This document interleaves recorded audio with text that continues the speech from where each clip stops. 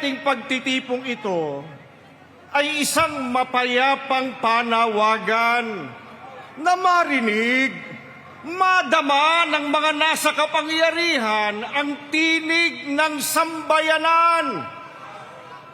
Ipakita ang totoo, ilantad ang katiwalian, tuntunin at pangalanan ang mga sangkot, lalo na ang utak ng katiwalian. Hindi dapat itago sa taong bayan ang mga katiwalian at mga magnanakaw, kundi dapat ilantad upang mapanagot at huwag nang pamarisan. Kaya sa isasagawang investigasyon tungkol sa napakalaking nakawan sa kaban ng bayan, ang ating panawagan, simple. Ang ating panawagan, madali pong maunawaan.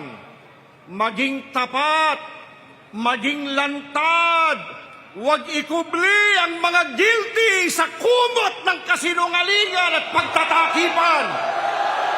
Kapag ang mga dapat sanang tagapagtanggol ng katotohanan ay siya pang nagkukubli nito, saan pupulutin ang ating bayan?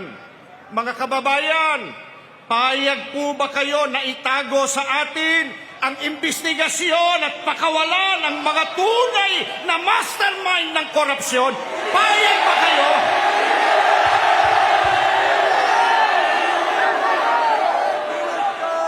Karapatan po ng mga mamamayan ang malaman ang mga iyan sapagkat buwis nila mula sa kanilang dugo at pawis ang walang konsyensiyang ninakaw ng mga kawatan.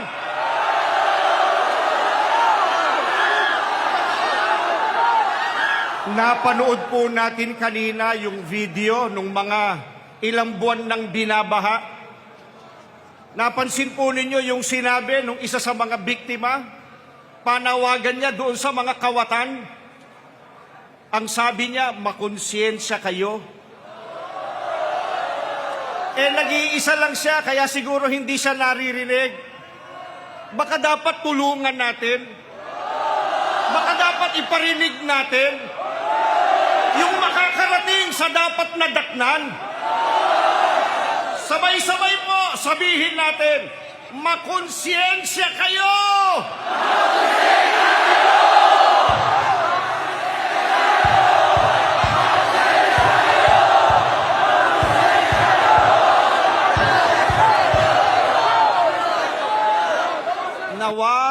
Nawa, mamulat ang mga puso ng mga nasa pamahalaan. Sana matauhan ang mga nagtatakip ng kasamaan. Sana magising ang bawat Pilipino sa tungkuling magbantay at manindigan.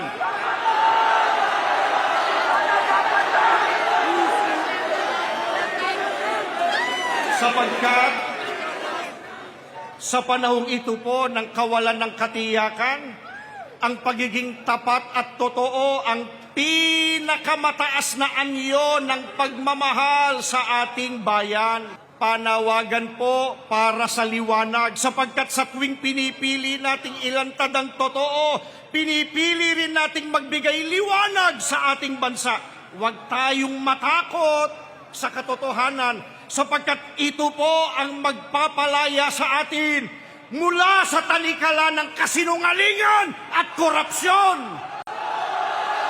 Kaya mga kababayan, ipahayag natin ang ating mga panawagan ng may pag-ibig sa ating bayan. Ipanawagan po natin ang transparency para sa hustisya, para sa pananagutan, para sa kapayapaan ng ating bansa. Maraming salamat po. Mabuhay ang Pilipinas!